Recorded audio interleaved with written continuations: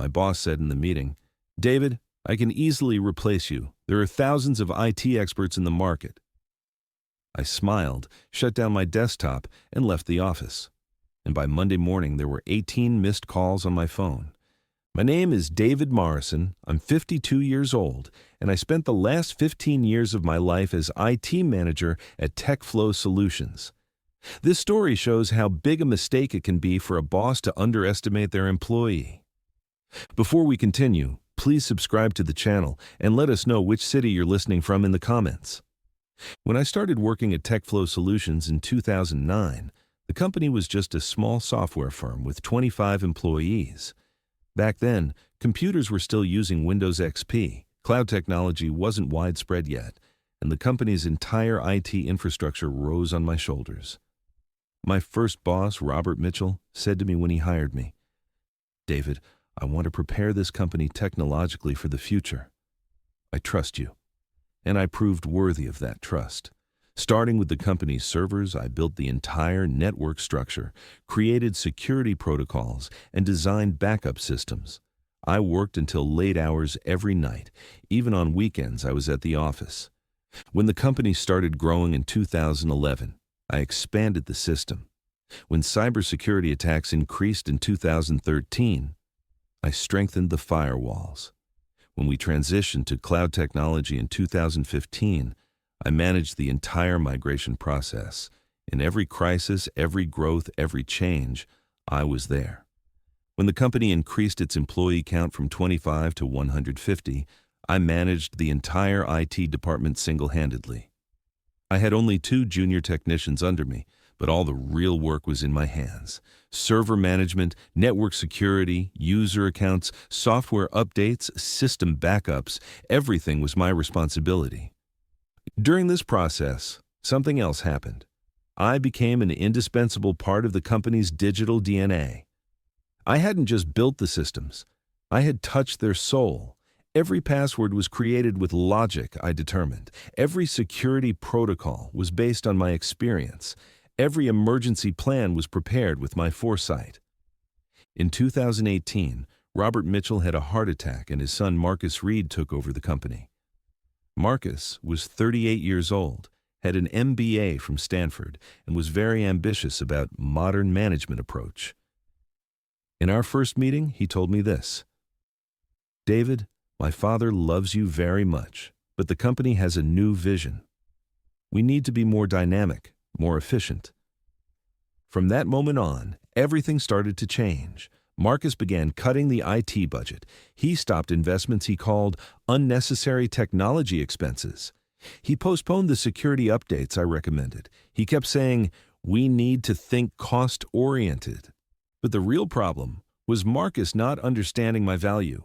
He saw me only as a cost item. He didn't know my 15 years of experience, how dependent the company was on me, how the systems worked. When the pandemic started in 2020, I transitioned all employees to remote work. Within 48 hours, I adapted the entire IT infrastructure of a 150-person company to work from home. VPN connections, security protocols, video conference systems. I organized everything. Marcus didn't even thank me. During the pandemic, the company had actually grown. Thanks to our successful implementation of the remote work model, we gained new customers and reduced costs. But Marcus couldn't understand the reason for this. He only talked with buzzwords like digital transformation and efficiency increase. In 2022, Marcus started working with a consulting firm. They were analyzing unnecessary positions and departments that could be optimized in the company. I spoke with these consultants several times, but from the questions they asked, I realized they knew nothing about IT. They were just comparing numbers in Excel spreadsheets. In March 2023, Marcus told me this: "David, we're planning to work with younger and more dynamic people in the IT field. We appreciate your experience, but we can't see the efficiency that would cover your costs." When I heard this sentence, a cold anger awakened inside me. The 15 years of effort I gave to this company, the days I worked day and night, the hours I stole from my own life, all of it was being evaluated as cost. "I understand, Marcus," I said calmly. What do you want me to do? I want you to find someone to fill your position by the end of June and transfer the systems to them. Of course, we've prepared a generous compensation package for you. That evening when I got home, I told my wife Sarah about the situation.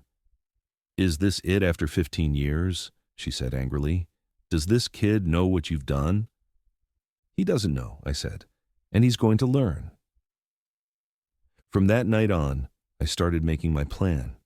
Marcus thought I could be easily replaced. He thought there were thousands of IT experts in the market, that any one of them could come and do my job. He was going to learn what a big mistake this was. The company's IT infrastructure had grown piece by piece over 15 years. Every system was designed to integrate with the others, but this integration existed in my head. Documentation certainly existed, but critical details, emergency procedures, system passwords, and security codes were stored only in my knowledge. TechFlow's IT system worked like this. Our main servers were hosted in a data center in Virginia. Our internal network connected to these servers via VPN. All user accounts, email systems, file sharing, and databases worked on this central system. The security of this system was multi-layered. The first layer was the firewall. The second layer was user authentication, and the third layer was authority controls. Each layer had its own passwords and access codes. These passwords were changed periodically and managed only by me. The backup system was similarly complex. Daily backups were taken automatically, weekly backups were stored in different locations, and monthly backups were physically sent to a secure depot in another city. Every step of this process worked according to protocols I determined. In April, Marcus started interviewing new IT manager candidates. Most of the candidates were 25 to 30 years old, looked very energetic, but none of them had my 15 years of experience. Marcus was impressed by them because they used modern terms like cloud technologies, artificial intelligence integration, and microservice architecture. At the beginning of May, Marcus called me to his office and introduced the new IT manager, Jason Park. Jason was 29 years old, had worked at Google for 3 years, and was very confident. "David, we're giving you a month to transfer our systems to Jason," Marcus said.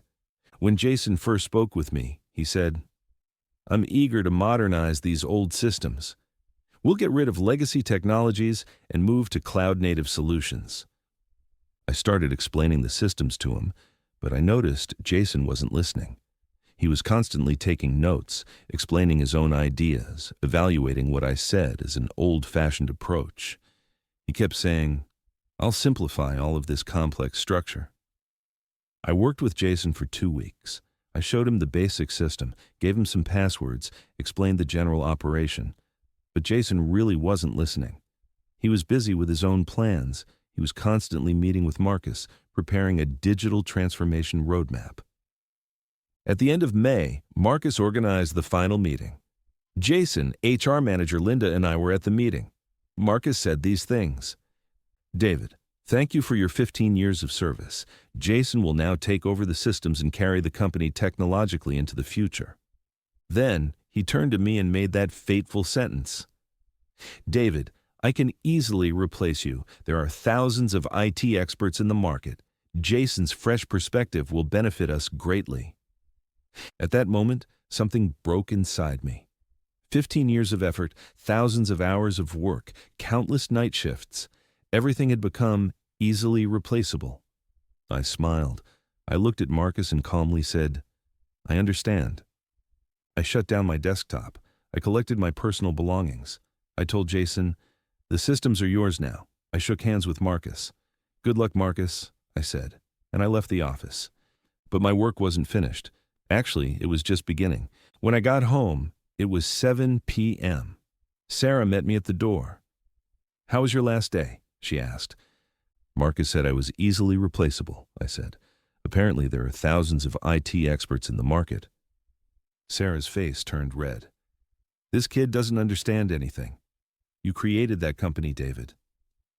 "I know," I said, "and now he's going to see what I created." After dinner that evening, I told Sarah, "I'm going to work a little," and went to my home office. I opened my laptop and connected remotely to TechFlow's systems. My admin privileges hadn't been removed yet because Jason couldn't manage the systems alone. At 11 p.m., I started working. First, I entered the central server system. From the root admin panel, I started changing the main passwords of all user accounts. I changed the passwords to random complex combinations and stored the new passwords only on my own computer.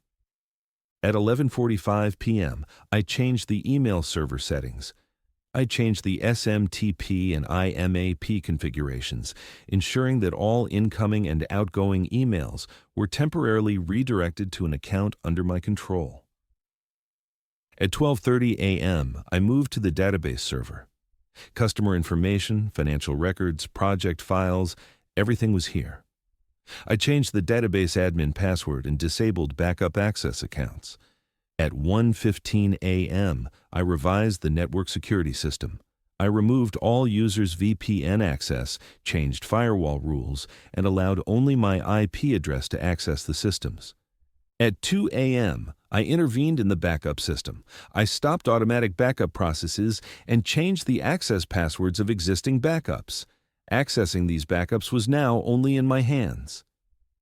At 2:30 a.m., I changed the server settings of the company's website and customer portal. I changed DNS redirections, making the sites temporarily appear in maintenance mode. Finally, at 3 a.m., I recorded all the changes and logged into the system one last time. I logged out of all admin accounts and closed access. Now, TechFlow Solutions' entire IT infrastructure was under my control. No matter how smart Jason was, no matter how much Marcus talked about modern management, they wouldn't be able to access the systems. That night, I slept peacefully. Monday morning at 7:30 a.m., the first call came. It was Jason. There was panic in his voice. "David, the systems aren't working. I can't access anything. Emails aren't coming. I can't connect to servers. What happened?" I didn't answer the phone. I listened to the voicemail and smiled. At 8 a.m., Marcus called. "David, Jason can't access the system. You need to come to the office urgently. There's a big problem." I didn't answer this call either. At 8:30 a.m., a message came from Linda. "David, please call. Very urgent situation." At 9 a.m., Marcus called again. This time, his voice was much more tense. At 9:15 a.m., Jason called again. At 9:30 a.m., the company CEO's assistant called. At 9:45 a.m., Marcus's assistant called. By noon, 18 missed calls had accumulated. At 12:30 p.m., Sarah came back from work. "The phone has been ringing since morning," she said, "from TechFlow." "Yes," I said. "It seems they were having small problems with the systems." Sarah started laughing. "David Morrison, you're very bad." At 2 p.m., Marcus came to the house personally. When he rang the doorbell, Sarah opened it. "Is David home?" "We need to talk very urgently," Marcus said. Sarah called me. I saw Marcus at the door. His face was pale. There was panic in his eyes. "David, the systems have completely crashed. Nothing is working. Jason doesn't know what to do. Please come and fix it." "Marcus," I said calmly, "I'm no longer a TechFlow employee. You fired me last week." "I know, but this is an emergency. The company has come to a standstill.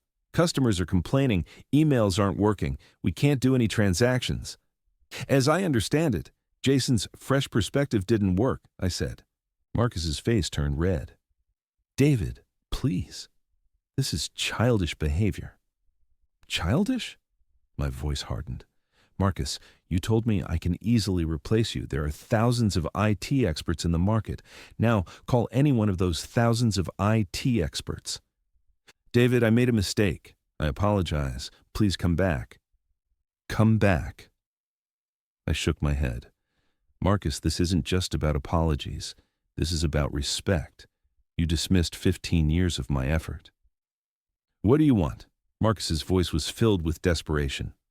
"Nothing for now. I need to think." Marcus left, but the phone kept ringing. Tuesday, the situation got worse. Jason was trying to bring experts from different IT companies, but none of them could access the system, because the security protocols were multi-layered and the passwords were only in my hands. Wednesday, The company's customers started complaining. The software services TechFlow provided had stopped. The website wasn't working. Email communication was cut off. Thursday, a news article appeared in the local newspaper with the headline, "TechFlow Solutions Experiencing Technical Malfunction." Friday, Marcus came to the house again. This time, Jason was with him. "David," Marcus said, "the company is on the verge of bankruptcy. We're losing customers. Please help." Jason stepped forward. "David, I made a mistake. I underestimated your experience. I tried to understand the system, but it's too complex." "Now you realize," I said. "We'll do whatever you want," Marcus said. "Let's double your salary. Let's increase the IT budget. Whatever you want." I looked at them. These people who saw me as a cost item just a week ago were now begging. "Marcus," I said, "a week ago you described me as easily replaceable. What's changed now?" "David, you're right. I made a big mistake. You're indispensable to this company." "What about Jason?" I turned to Jason. "Didn't you say you were going to modernize legacy systems?"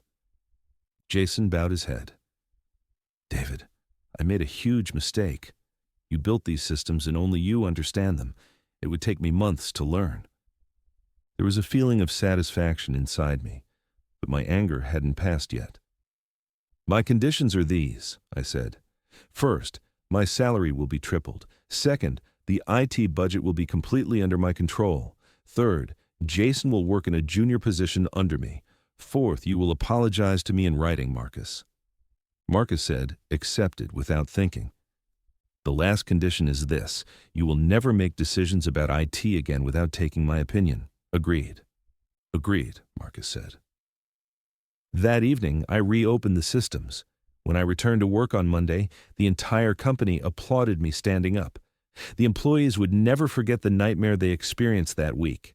Marcus kept his word. He tripled my salary. He handed over the IT budget completely to me. He put Jason in a junior position under me. And most importantly, he apologized to me in writing in front of all company personnel. "David Morrison is our company's most valuable employee," he said in the meeting. "I apologize for trying to lose him." From that day on, Marcus never made decisions about IT without taking my opinion again. As the company grew, we expanded the IT team, but I was always at the top. Everyone now knew how critical I was. 6 months later, Jason came to me. "David, working with you is a great opportunity," he said. "I never forget the crisis we experienced that week. You're really a master." "Jason," I said, "what matters isn't technical knowledge, it's experience. Building a system is easy, keeping it running is hard." A year later, Marcus offered me partnership in the company. "David, half of this company is yours," he said. "Would you like to become a shareholder?" "I'll think about it," I said. But actually, I had made my decision. TechFlow was now my home, and I was their indispensable part. 2 years later, Jason started his own company, but he's still in touch with me. "David, what I learned that week was the most valuable lesson of my career," he says. "Marcus is now my biggest supporter." "My father was right, David," he says. "You're the heart of this company." This story taught me this: no one is easily replaceable. As experience, knowledge, and effort accumulate, a person becomes indispensable. But sometimes recognizing this requires a small reminder. Marcus said that day, "There are thousands of IT experts in the market." He was right. But those thousands of IT experts didn't know TechFlow's systems. Only I knew them.